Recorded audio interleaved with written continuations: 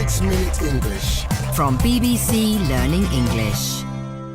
Hello and welcome to 6 Minute English. I'm Neil. And I'm Finn. Hello. Hello there, Finn. Now, what do you know about robots? Robots. Well, they talk in a funny way like that. Yes, you sound quite convincing there, actually, Finn. You like it? Yes, I do. Is there anything else you know about robots? Well, there are a couple of good ones in Star Wars, aren't there? Oh, yes. R2-D2 and C-3PO. C-3PO talks in quite a human voice. He does. But, of course, that's science fiction, not real life. No, but things have moved on in real life. The use of machines to do work that people do, or used to do, is called automation, and that's the subject of today's show. But before we talk more about this, I'd like you, Neil, to answer today's quiz question. What makes a job more likely to be done by robots? Is it if a job involves A, manipulating small objects, B, working in open spaces, or C, social and emotional skills? Okay, I got a guess at manipulating small objects, I think. Interesting. Okay, we'll find out if you're right or wrong later on. Now, 2 UK academics have calculated how susceptible to, that means likely to be affected by, how susceptible to automation each job is based on some key skills. And these include negotiation, persuasion, caring for others, originality, and manual dexterity. Now that means being good with your hands. So do you think intelligent machines could replace us? Well, maybe you, Neil. Not me, no. I have all the key skills. You know, I'm original, persuasive, of course very caring and very good with my hands as well. Well, I'm very glad that you're safe, Finn. Thank you. Well, however, a study from Oxford University has suggested that 35% of existing UK jobs are being automated in the next 20 years. Let's listen to Michael Osborne from Oxford University talking about this. Computers are increasingly able to learn in a way that hitherto has been the reserve of human beings. So in their ability to learn, computers are able to perform a much wider range of tasks than they've been able to do in the past. So as a result, it's not just manual labour that's coming under threat of automation, it's increasingly cognitive labour, the labour of the mind. Michael Osborne. And cognitive labour means using your noggin. That's using your head. So computers and machines are also using their noggins and getting smarter. And office workers who do repetitive jobs such as drawing up spreadsheets could be replaced with software. But surely jobs like being a doctor or lawyer are safe, Neil? Well, some white-collar jobs may be less safe than you think. At one city law firm, junior staff have to read through contracts, assessing them for risks. But now, an artificial intelligence program can do that faster and better. So white collar refers to a job that you do at an office rather than a factory. And artificial intelligence refers to a computer's ability to copy intelligent human behaviour.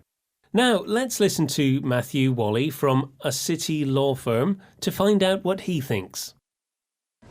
What you're seeing the robot do now, the robot can do in 3 seconds what it would take a group of lawyers days to do.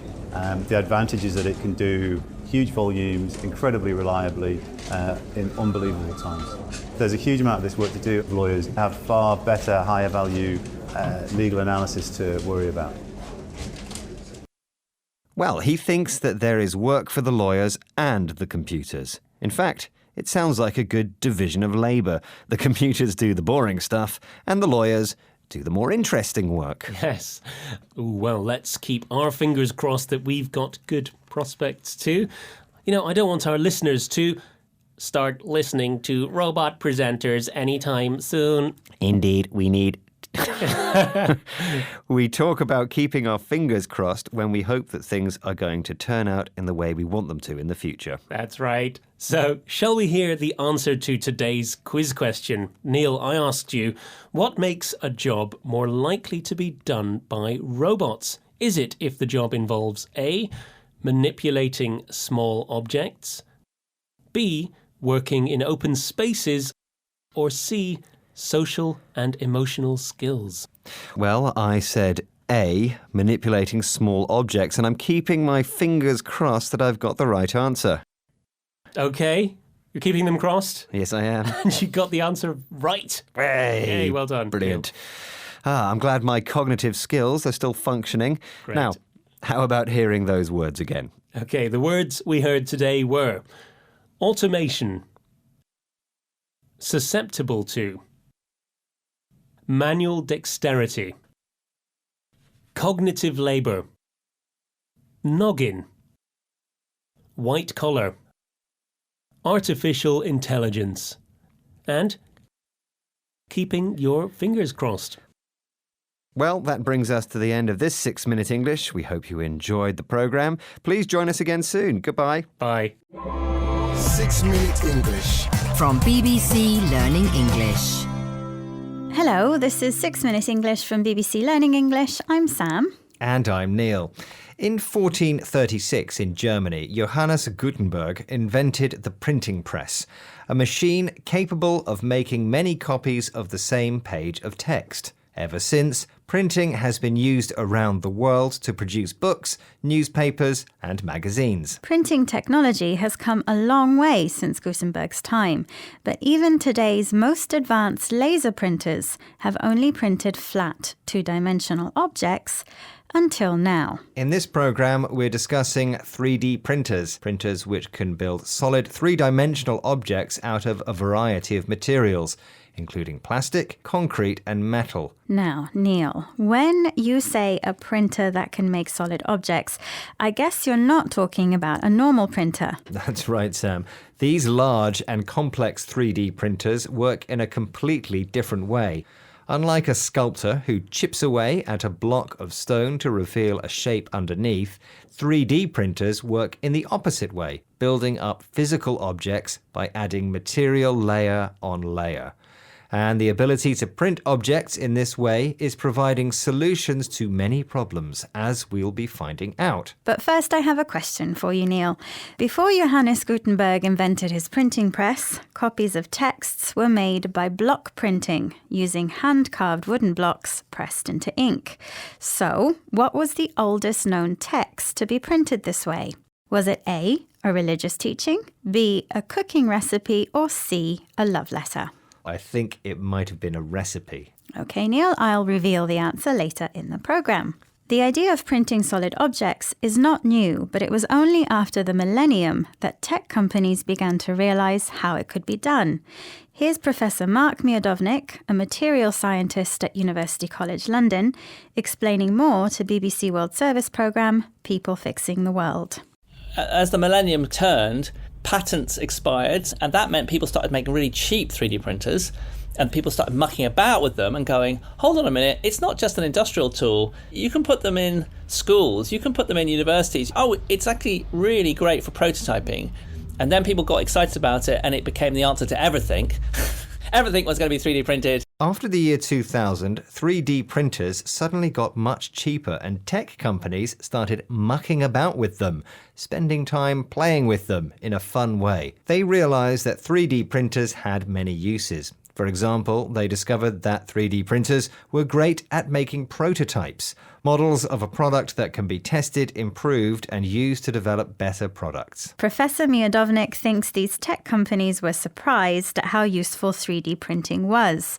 He uses the phrase, hold on a minute, to express this surprise or disbelief. In fact, it turned out that 3D printers were excellent at making bespoke things, objects which are made specially for a particular person. One area which 3D printing dramatically improved was medical prosthetics, artificial body parts made specially for someone who has lost an arm, a leg or a foot, for example. In 2021, Stephen Vers, who lost an eye in a childhood accident, became the first person to be fitted with a 3D printed prosthetic eye. It's prosthetic, so the new eye doesn't restore Stephen's sight, but it has boosted his confidence. Surgeon Mandeep Sagu led the team at Morsfield Hospital that operated on Stephen's eye. Here he is explaining more to BBC World Service's People Fixing the World. In many countries, particularly in the developed world, there are facilities for custom making a prosthetic eye to match the other eye. Mm-hmm. And that's an artisan process, which is very time consuming and requires real artistry on the part of the ocularist. The ocularist is the person who fits the prosthetic eye. And so what we have been developing is a technique to automate the whole process. Even before 3D printers, prosthetic eyes were custom made, a word similar to bespoke, which means specially made according to a particular person's requirements. But the traditional way of making artificial eyes by hand is very time-consuming. It takes a lot of time to do. Nowadays, 3D printing can complete the whole process in just 30 minutes. It's great to see technology helping people, and amazing how far new inventions like 3D printers have come since the days of Johannes Gutenberg. Speaking of which, Neil, it's time to reveal the answer to my question. Right, you asked me about the earliest known text to have been printed using wooden blocks. And I guessed it was a cooking recipe. So was I right? You were wrong, I'm afraid, Neil. The oldest known wooden block print was actually a religious text, the Buddha's Diamond Sutra.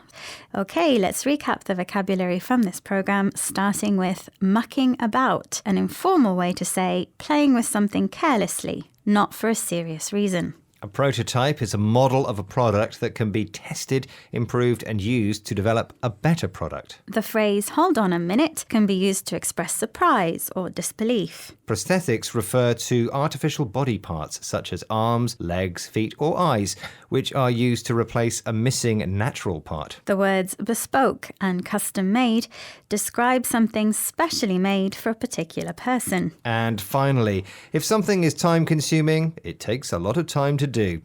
Goodbye for now. Goodbye. 6 Minute English. From BBC Learning English. Hello, this is 6 Minute English from BBC Learning English. I'm Neil. And I'm Beth. As the world switches from fossil fuels to renewable sources of energy, solar panels are appearing in more and more places, and with good reason. Yes, today the world is generating 10 times more solar electricity than a decade ago. And what's more, solar is the only energy source on track to meet the UN's 2050 net zero targets. But there's a problem. Space. As the rooftops in our cities and towns get filled up with solar panels, finding space for them becomes difficult. In this programme, we'll be exploring 2 surprising solar projects to build PV panels in all kinds of weird and wonderful places. And, as usual, we'll be learning some useful new vocabulary too. Great, but first I have a question for you, Beth.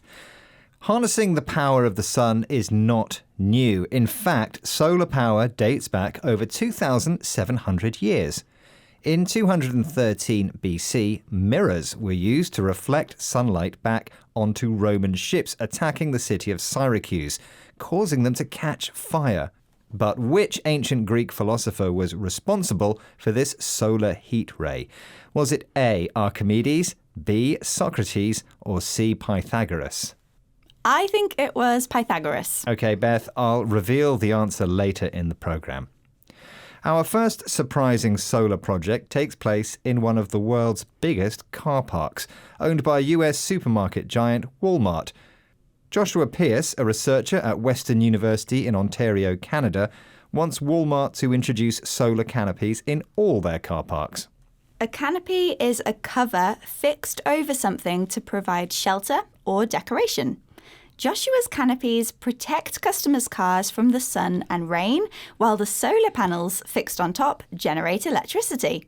This electricity can be used by the supermarket or given to customers to charge their electric car for free. Here's Myra Anubi, presenter of BBC World Service programme People Fixing the World, discussing Joshua's idea. Of course, if Walmart or an equivalent retailer were to do this, they wouldn't just be paying off their investment in green electricity, they would be adding hundreds of thousands of electric charging points across the US, which would make switching to electric vehicles more enticing for American drivers. So we're starting to see more and more of these occur. I think in the very near future, we're going to see an enormous increase. Solar canopies provide free charging points, making electric cars a cheaper, more enticing option for American drivers. If something is enticing, it's attractive because it offers advantages or pleasures. Joshua hopes we'll see more solar canopies in the near future, at some time very soon.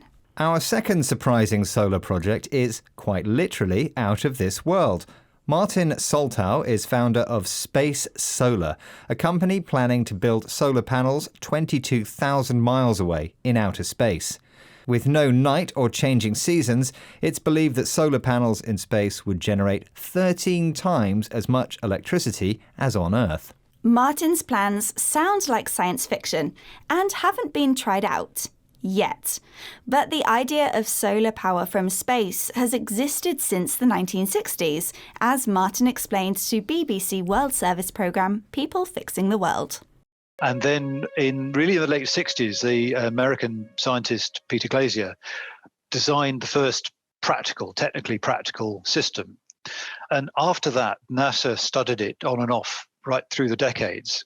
And so it's really only in the last 6 or 7 years that it's actually now become economically feasible. And so the whole cost of getting things into space has tumbled by over 90%.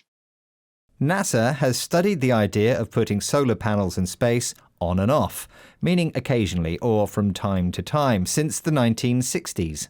Recently, the costs of travelling to space have tumbled, decreased quickly and in a short time, making Martin's idea for space solar panels economically feasible. If a business plan is economically feasible, the economic advantages achieved are greater than the economic costs. It seems that a good idea is a good idea, whether it's thousands of years ago or in the near future.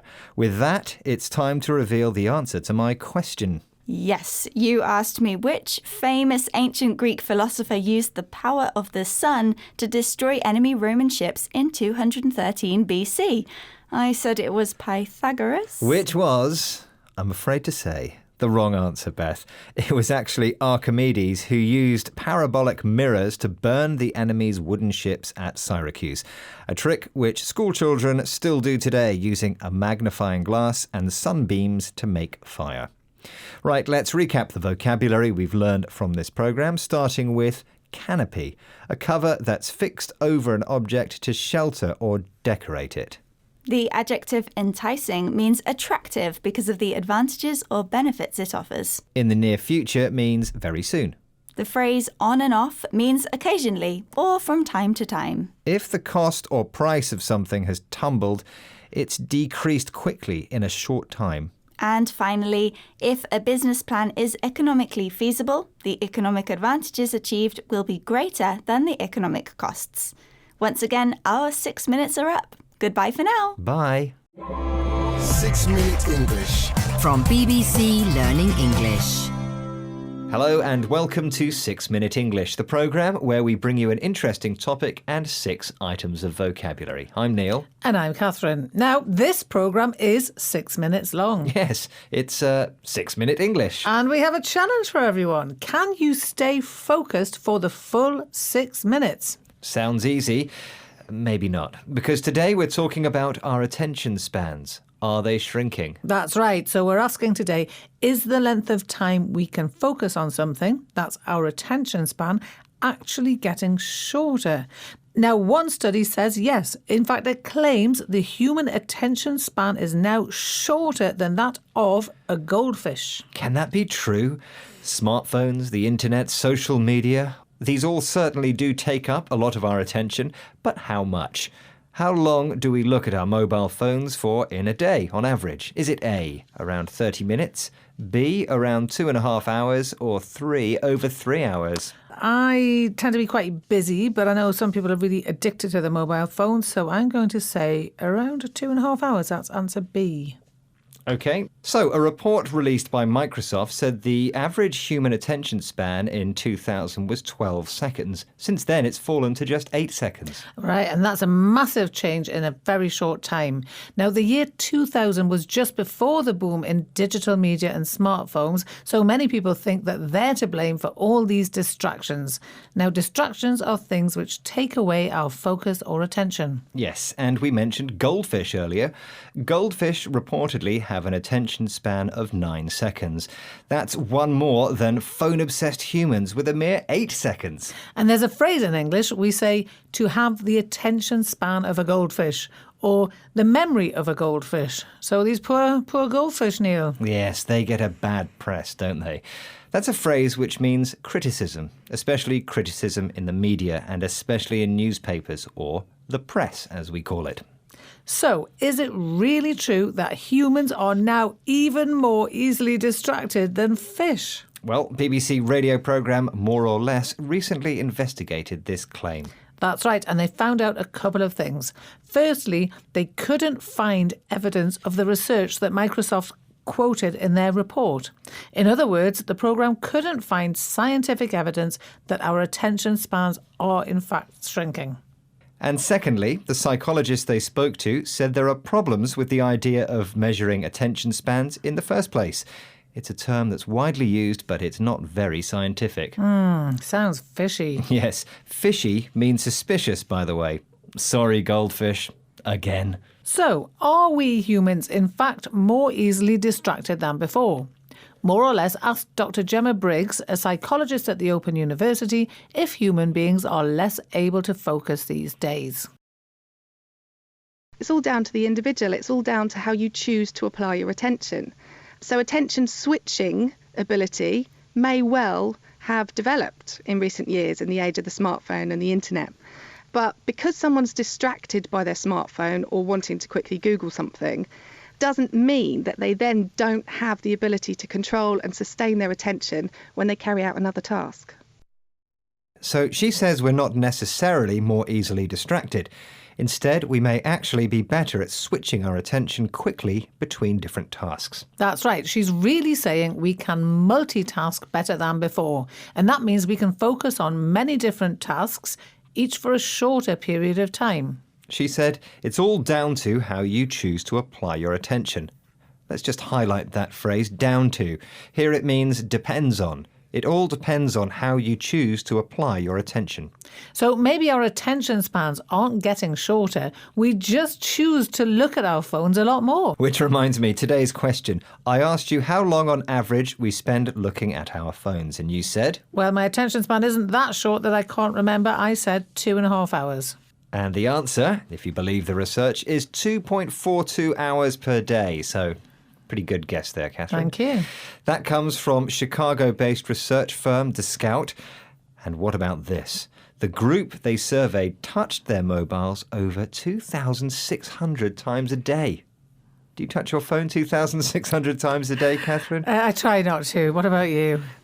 It's probably more than that, to be honest. Now, I'm sure everyone wants to get back to touching their phones, or maybe they're even touching them now as they listen. But either way, let's have a review of today's phrases. OK, so first we had attention span. That's the length of time we can focus on something. And mine is definitely a fair bit shorter than it used to be. Neil? Neil? Oh, sorry. I just got distracted there by a message on my phone. Apologies. That's all right. So next up we had a bad press. Goldfish get a bad press. Social media gets a bad press. And this means they all get criticism in the media. And we had fishy. If something's fishy, it's suspicious. And we had multitask. To multitask is to do several things at once. Then we had down to. Here it means depends on, though it can mean other things in other contexts. You could say it's all down to the context. And that's our quick review and our programme for today. So, did you stay focused all the way through, or were you distracted? If you're looking for distractions, may I recommend our Facebook, Twitter, Instagram and YouTube pages. Goodbye for now. Goodbye. 6 Minute English. From BBC Learning English. Hello, welcome to 6 Minute English. I'm Neil, and with me in the studio is Harry. Hello, Harry. Hello. Now, Harry, do you have many passwords? Passwords? You mean the set of words and numbers which I keep secret and allow me to access information? Yes, I do actually. I've got a few for my computer and the different websites I use. Then there are my cards, credit card, debit card, and there's one for my ID here at the BBC. Yeah, okay, and then, I get the idea. There are too many, aren't there? Oh yes, sometimes I struggle to remember them all. And we're advised to learn them by heart. In other words, to have them memorised and not written down. It's for security reasons. If you write them down and lose the paper you wrote them on, then they won't be secret anymore, will they? Now, how would you like to have access to things with no need for passwords or cards? Yeah, that would be brilliant. In this programme, I'm going to tell you about a futuristic commercial building in Stockholm, Sweden, where you don't have to remember any passwords, you don't have to carry ID cards, and in some cases, you don't even need to carry money to pay for your coffee. How does it work then? By magic? No, by inserting a microchip under the skin of your hand. A microchip is a very small device with an electronic circuit which can do particular things. In this case, the microchip we're talking about can identify you. Wow. I'm not sure I'd want a microchip inserted under my skin. No, me neither. It's interesting though, isn't it? Before I tell you about this experiment, let's go for our quiz question. And of course, it's all about passwords. Security firm Splash Data publishes an annual report about the weakest passwords people use.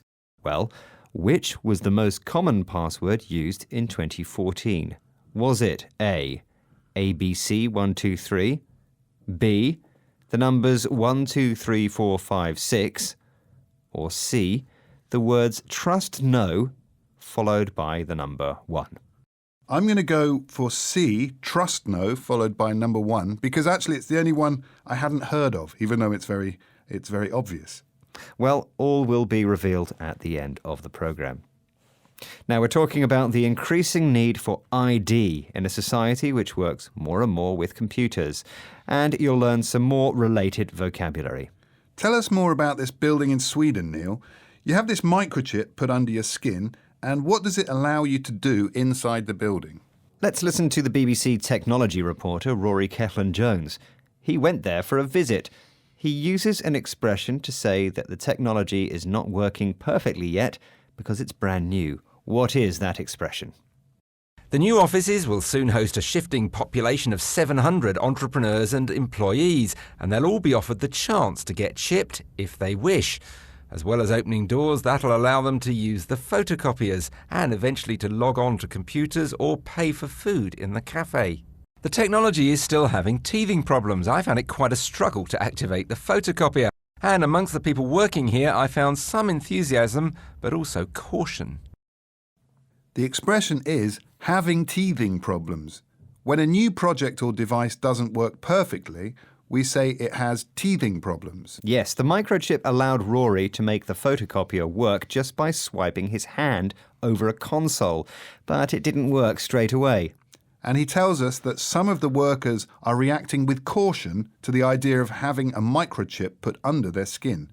Caution means being careful to avoid something dangerous or risky. It might be risky, but we might all be using it one day, who knows? The group running this scheme thinks this might be a good thing. Hanna Sjöblund from a Swedish biohacking group seems to believe that linking biology and electronic devices can make our daily lives better. But he is concerned about people's freedom. And what if a government or a big corporation wants to use this technology in the future? What does Hanna Sjöblund want to be able to do if it happens? A tip, the word is a verb. We are early adopters of this technology. We experiment with it. We learn it, how it works, because I think that there might be a day when the taxman or the big corporates will come to us and say, hey, try this chip, try this implant, and then we will be able to question their proposals.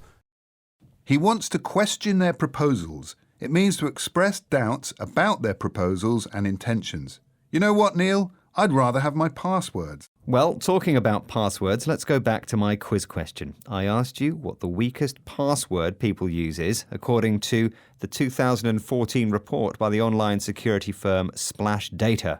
The options were ABC123, the numbers 1, 2, 3, 4, 5, 6, and the words trust no, followed by the number 1. And I said the third one, trust no one. And you were wrong, I'm afraid. Harry, the correct answer is B. The password 123456 has been named as the worst password of 2014. The other two were also in the list. Before we go, can you remind us of the words we heard today, Harry? The words were password, by heart, microchip, having teething problems, caution, to question. Thank you. Well, that's it for this programme. Go to bbclearningenglish.com to find more 6-Minute English programmes. Until next time, goodbye. Bye. 6 Minute English. From BBC Learning English.